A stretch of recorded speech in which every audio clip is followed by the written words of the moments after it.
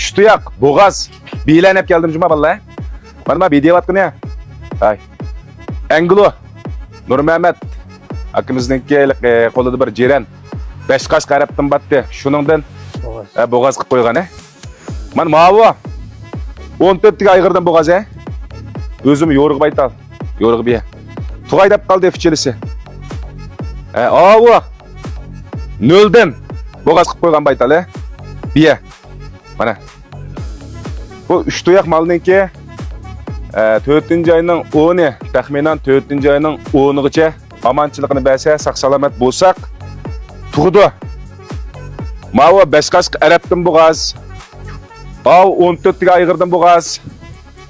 Mana mava Mongol kürədiki 0 degen aygırdan boğaz. Ma işkisi yoruğu bayttal, yoruğu beyle.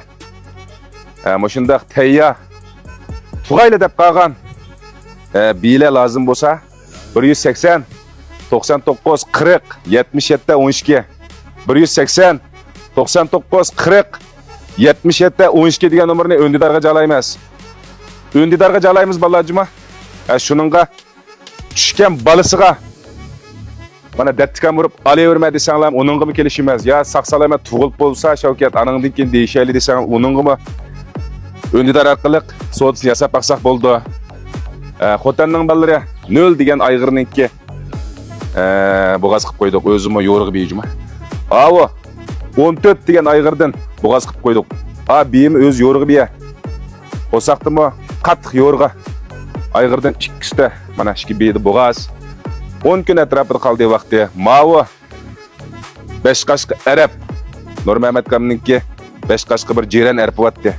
Pinglönçöge 5 qaşıq ərəbning rəsmini yanzanlar olsa Pinglönçöge yollap qoyğanlar bir görəp baqay. Katmal.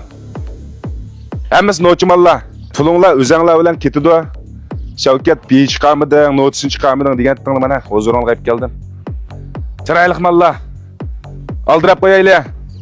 Baytal yasab qo'ymay davatgan lobellarga ko'proq finshan qilib taqtib, ammisanglar haqsiz yurganlardan birani bisvitib. Qo'llagan asosda ajab noch biylar ekanda bunday bir avisanglarni bisish. Altıda chiqirib qo'ydik. O'zining axloqi bulamdi hamma jihatdan nochi. Haqiqiy olima Shavkat deydiganlarga meyaga Cenkon o'rlashtirib beravermas, telefoninglarga ulab bermas. Nishada saq-salamat tug'ilib, qandaq beqilib atadi, hammani ko'rib turib telefonda. Andiqiga sodlassaqmi? Bo'ladi. Onun da chataq yo'q.